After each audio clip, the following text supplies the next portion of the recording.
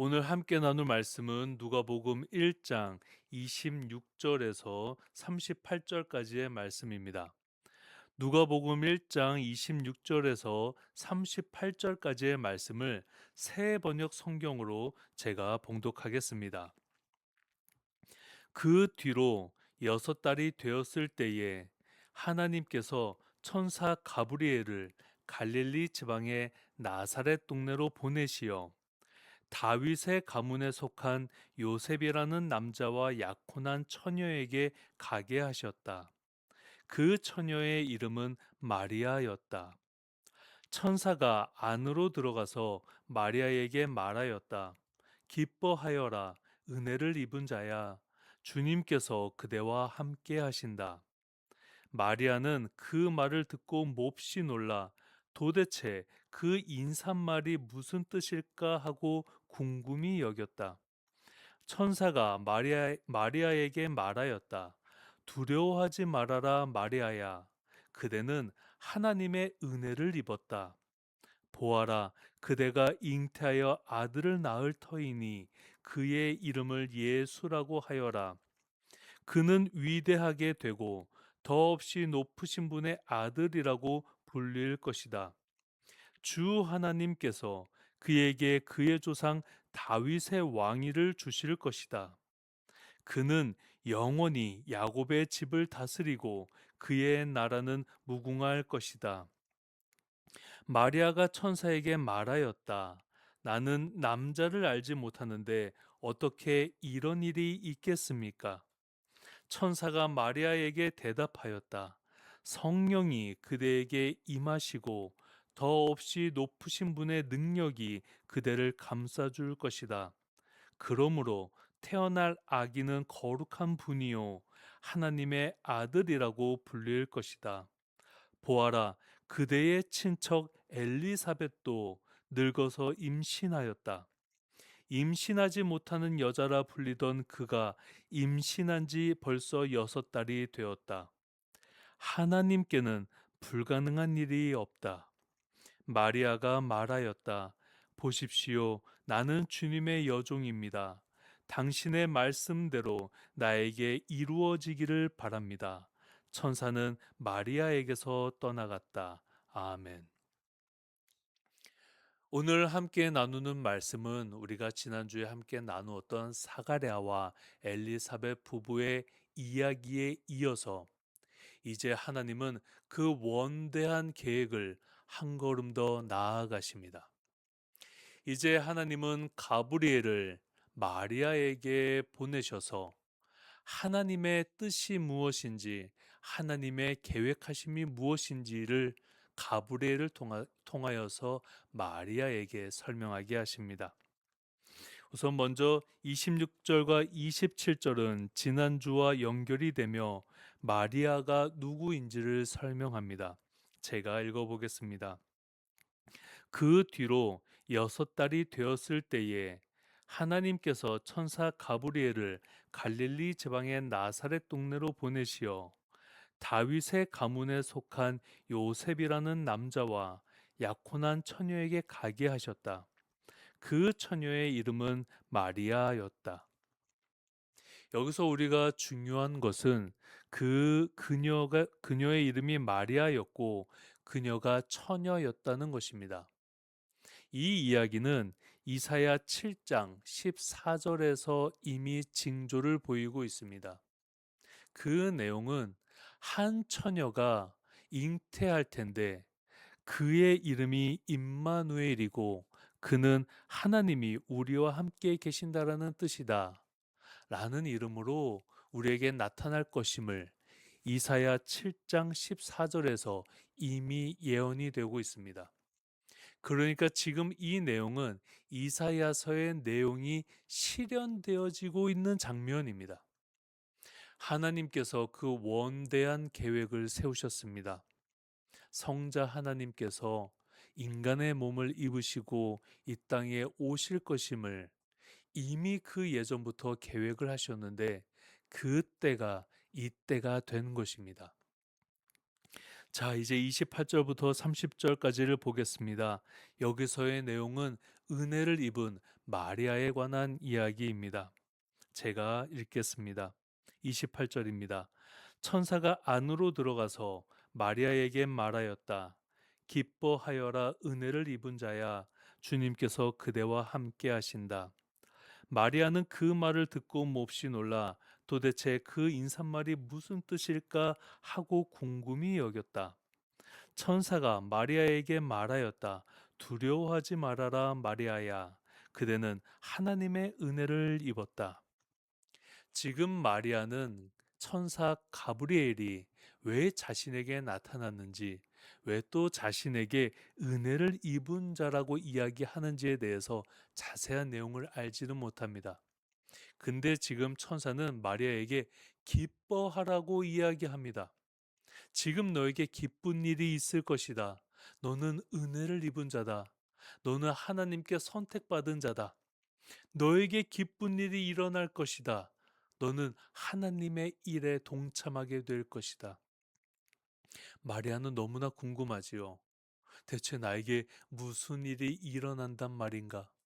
대체 가브리엘 천사가 나에게 나타나서 이 말을 하는 지금 이유가 무엇인가? 지금 너무나 궁금합니다. 그래서 이제 가브리엘은 이제 마리아에게 어떠한 일이 일어날 것인지, 이사야서 7장 14절이 어떻게 성취가 되는 것인지를 이제 나타내 주는 구절이 31절부터 33절까지의 내용입니다. 제가 읽어보겠습니다. 보아라, 그대가 잉태하여 아들을 낳을 터이니 그의 이름을 예수라고 하여라. 그는 위대하게 되고 더없이 높으신 분의 아들이라고 불릴 것이다. 주 하나님께서 그에게 그의 조상 다윗의 왕위를 주실 것이다. 그는 영원히 야곱의 집을 다스리고 그의 나라는 무궁할 것이다. 지금 우리가 지난 시간에 나누었던 그 엘리사벳의 이야기처럼 가브리엘은 사가랴와 엘리사벳을 통해서 태어나는 아이의 이름을 요한이라고 지으라고 이야기했고, 이제 마리아에게는 그의 이름을 예수라고 지으라고 이야기합니다. 그러니까 예수라는 이름이 그 시대 속에 흔한 이름이었습니다. 근데 이 이름을 딱 정해서 가브리엘은 이야기합니다. 너를 통해서 아이가 태어날 것이다. 그의 이름은 예수라고 지어라. 그 예수로 태어나는 그가 정말 위대한 자가 되고 더없이 높으신 분의 아들이라고 불릴 것이다. 이 말은 그가 하나님의 아들이라고 불릴 것임을 이미 이야기하고 있습니다. 또 그가 이 땅에 와서 너희 모든 민족을 다스리고 너희 모든 민족을 회복시켜 주실 뿐이다. 라는 것을 지금 가브리엘이 마리아에게 설명해 주고 있습니다. 그러니까 계속 궁금증이 있었던 마리아가 이 말을 듣고 얼마나 놀랐겠습니까? 나는 처녀이고 남자와 몸을 섞은 적이 없고 남자를 알지 못하는 상태인데 내 몸에서 그 위대한 그 높임을 받으실 분이 내 몸에서 태어난다고 마리아는 놀라지 않을 수가 없었습니다. 그래서 이 놀람에 대해서 하나님께서 이 모든 일을 계획하시어 주관하고 계심에 대해서 이제 가브리엘은 34절과 37절까지의 말씀 속에서 이야기를 합니다. 제가 다시 한번 읽어보겠습니다. 마리아가 천사에게 말하였다. 나는 남자를 알지 못하는데 어떻게 이런 일이 있겠습니까? 천사가 마리아에게 대답하였다. 성령이 그대에게 임하시고 더없이 높으신 분의 능력이 그대를 감싸줄 것이다. 그러므로 태어날 아기는 거룩한 분이요 하나님의 아들이라고 불릴 것이다. 보아라, 그대의 친척 엘리사벳도 늙어서 임신하였다. 임신하지 못하는 여자라 불리던 그가 임신한 지 벌써 6달이 되었다. 하나님께는 불가능한 일이 없다. 지금 가브리엘은 마리아의 질문에 대해서 또 대답을 해주고 있습니다. 마리아는 분명히 이렇게 이야기했습니다. 나는 남자를 알지 못합니다. 남자와 몸을 합한 적이 없습니다. 근데 이 일이 어떻게 나에게 일어납니까? 그 일은 성령님께서 그대의 몸에 역사하셔서 일어난다. 그리고 더없이 높으신 분의 능력이 그대의 몸을 감쌀 것이다. 그러니까 성령님과 성부 하나님의 능력이 지금 너를 통하여서 성자 하나님이 태어나시게 될 것임을 지금 이야기하고 있습니다. 그래서 그분이 어떤 분이냐? 하나님의 아들이라고 불려질 것이다. 자, 보아라. 그래서 지금 이 이야기에 대해서 가브리엘은 더 확실한 증거를 보여줍니다. 지금 너의 친척 엘리사벳이 나이가 들어서 늙었고 그녀는 임신할 수 없는 사람이었는데 그녀가 지금 임신을 하여 벌써 6달이 지났다. 그러니 이 부분이 지금 그 마음에 어떤 그 의구심이 생기고 놀라워하는 마리아에게 확실한 증거가 되는 것입니다. 그러니까 이것이 놀라운 과정입니다. 하나님은 성자 하나님을 이 땅에 보내시기 위해서 먼저 엘리사벳의 몸을 통하여서 요한이 태어나는 그 과정을 지금 진행하고 계시는데 이것을 먼저 진행하심으로 인하여서 마리아가 지금 이 똑같은 일이 일어나고 있는 자신의 상황을 온전히 받아들일 수 있도록 먼저 그 일을 행하신 것입니다. 만약 하나님께서 먼저 요한이 오는 그 과정 없이 마리아의 몸을 통하여서 예수님이 성자 하나님이 너의 몸을 통해서 태어나실 거다라고 이야기했다면 그 전에 어떠한 증거도 뭔가 내가 확인해 볼 만한 상황이 전혀 없기 때문에 마리아의 의심은 더 증폭되어졌을 것입니다. 그런데 하나님은 이미 마리아가 이 모든 상황을 온몸으로 받아들일 수 있게끔 사가랴와 엘리사벳을 통하여서 미리 준비하고 계셨습니다. 그래서 마리아는 우리가 다음 시간에 나누어 보겠지만 마리아와 엘리사벳은 이제 만나게 됩니다. 마리아는 이제 더 이상 의심할 것이 없는 상황으로 다음 주 우리는 더 나아가게 됩니다. 그런데 이 마리아의 믿음이 놀랍습니다. 자, 38절을 보겠습니다. 마리아가 말하였다. 보십시오. 나는 주님의 여종입니다. 당신의 말씀대로 나에게 이루어지기를 바랍니다. 천사는 마리아에게서 떠나갔다. 이 대목은 우리가 지난주에 나누었던 사가랴의 반응과 완전히 대조를 이룹니다. 사가랴는 의심을 하였습니다. 어떻게 이런 일이 일어날 수 있습니까? 나는 늙었습니다. 내 아내도 늙었습니다. 그녀는 임신할 수 없는 몸입니다. 근데 어떻게 이 일이 일어납니까? 내가 평생에 그 노력을 다했는데도 아이가 생기지 않았는데 어떻게 이 일이 일어납니까? 그 의심에 가브리엘은 사가랴의 입을 다물게 했고 벙어리가 되게 했습니다. 말을 못하게 만들어서 아이가 태어나는 그 순간까지 말을 못하게 만들었습니다. 그런데 지금 마리아의 반응은 완전히 다릅니다.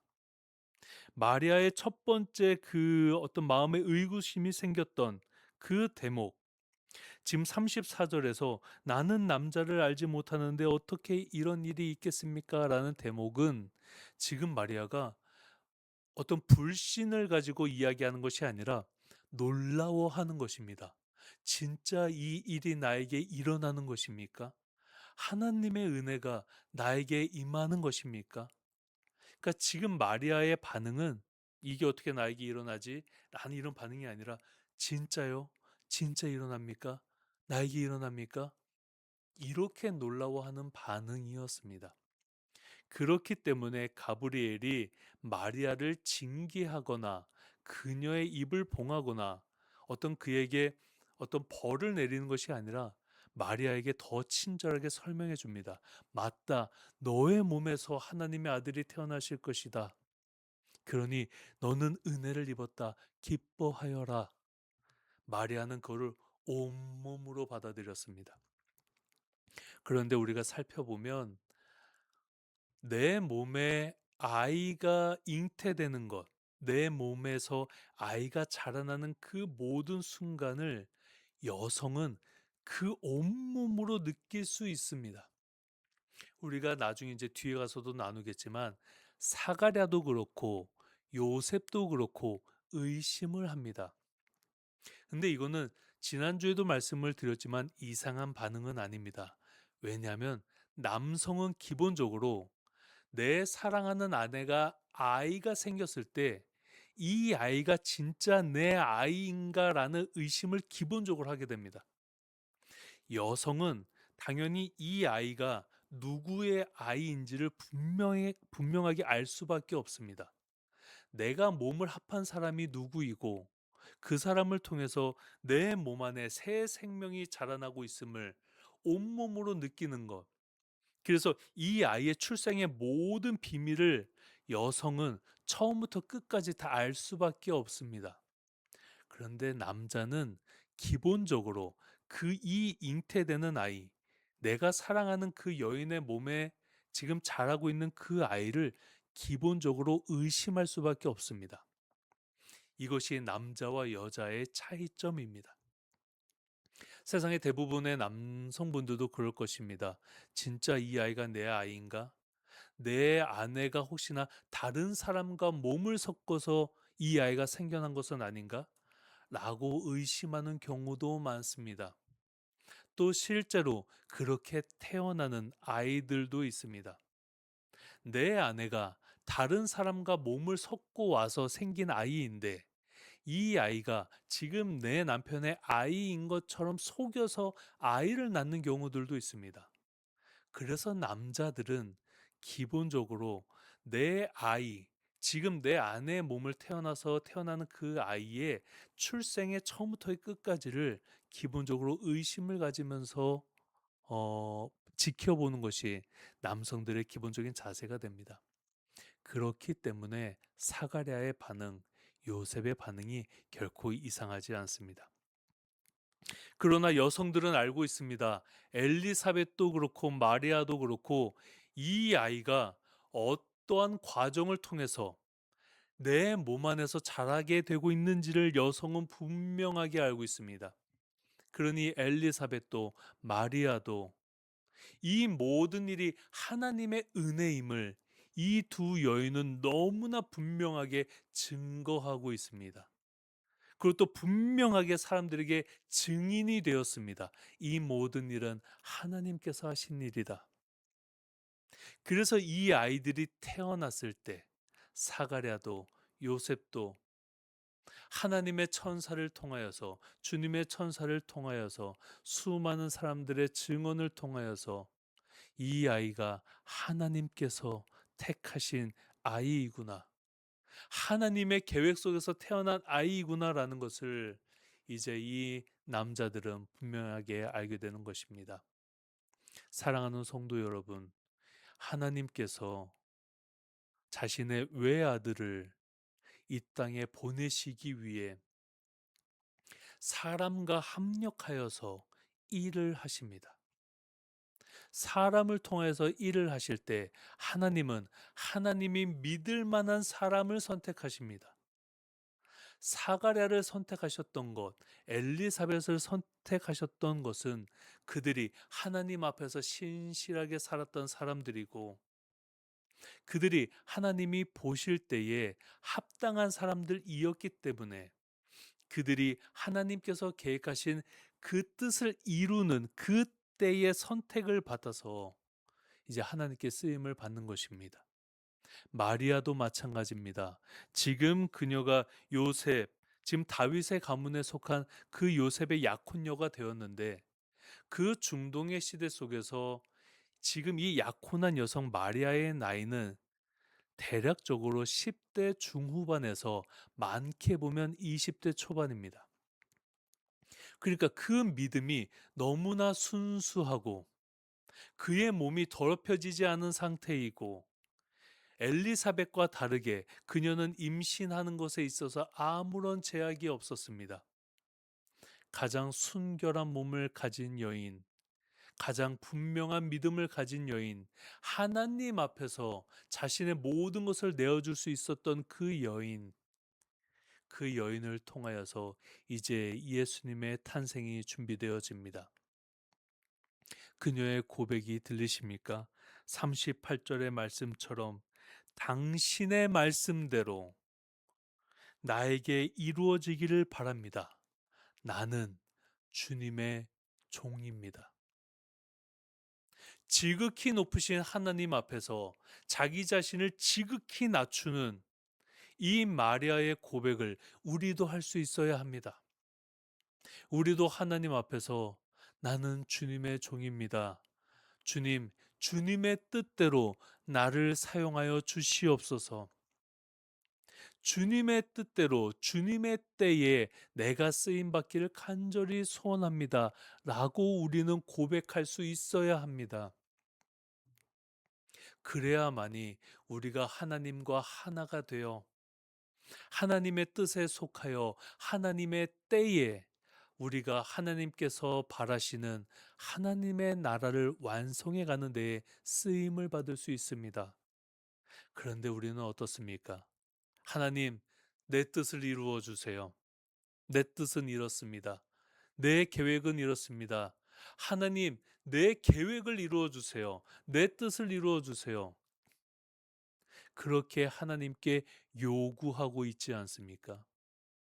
오늘날의 우리의 신앙은 하나님의 뜻을 구하기보다 내 뜻을 하나님께 들어달라고 요구하는 시대를 살아가고 있습니다. 이것이 주객이 전도된 상태입니다. 우리는 이 말씀을 통해서 하나님 앞에 무릎 꿇고 나아가는 주님의 자녀들이 되어야 합니다.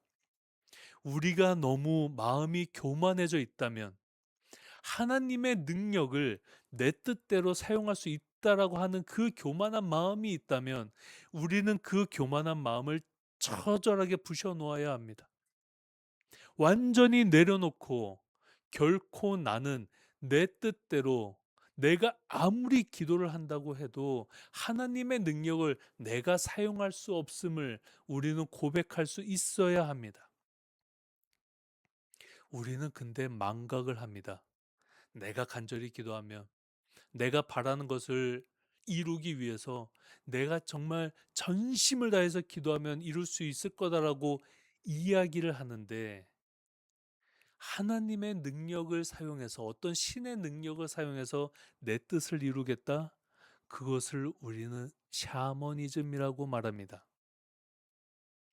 무당들이 구판을 벌려서 거기에 사람들을 모아놓고 사람들이 신을 향해서 정말 온 힘을 다해서 전심으로 내 뜻을, 내 욕구를, 내 욕망을 이루어 달라고 말하는 것, 그것이 기독교에는 존재하지 않습니다.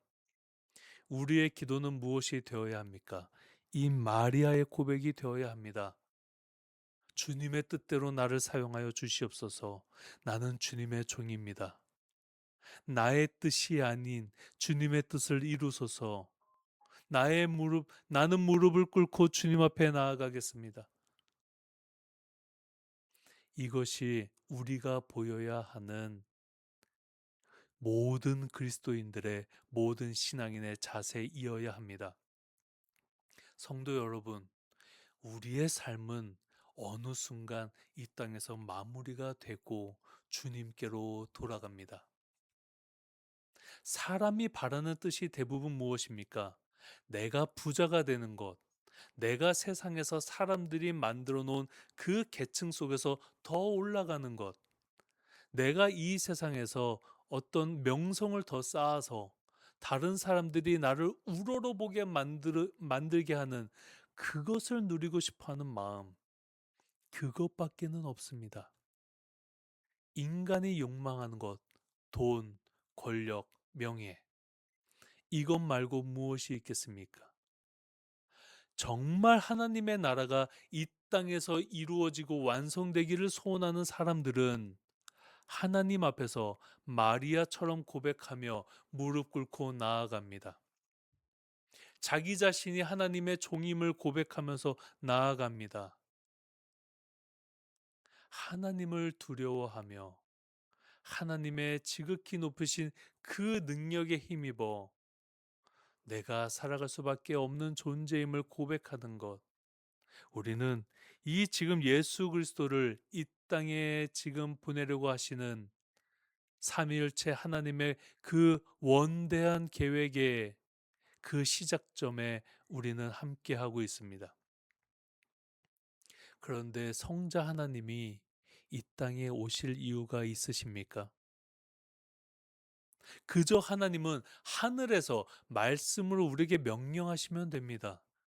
근데 성자 하나님께서 직접 이 땅에 오시려고 하십니다.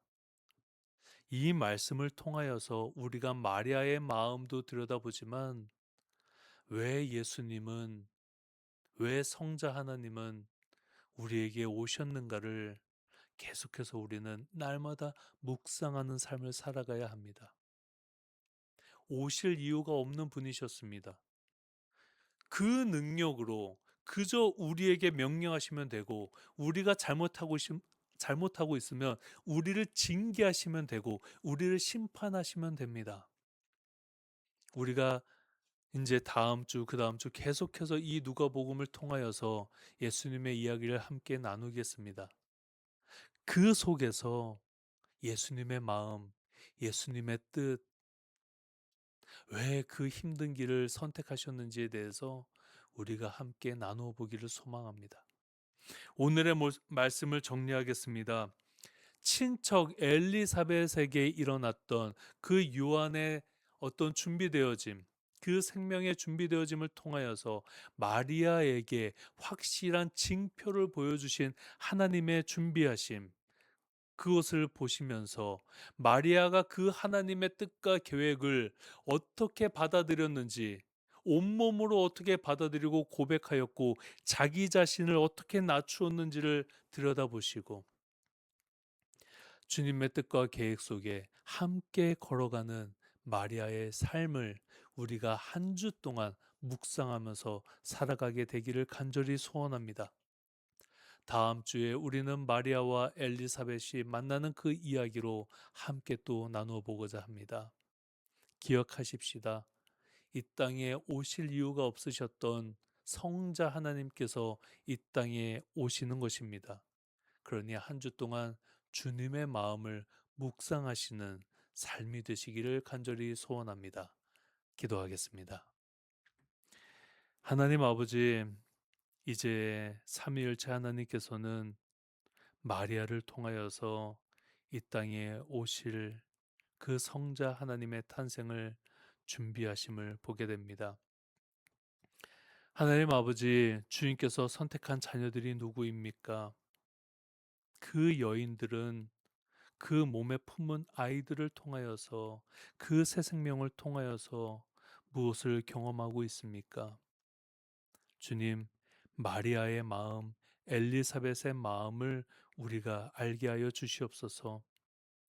주님 앞에서 무릎 꿇고 자신을 주님의 종이라고 한없이 낮추는 그들의 고백을 우리가 하게 하여 주시옵소서. 그때 비로소 주님께서 우리를 들어 사용하실 줄 믿습니다. 우리를 사용하여 주시옵소서. 우리를 이끌어 주시옵고 인도하여 주시옵소서. 간절히 기도드리오며 예수 그리스도의 이름으로 기도드립니다. 아멘.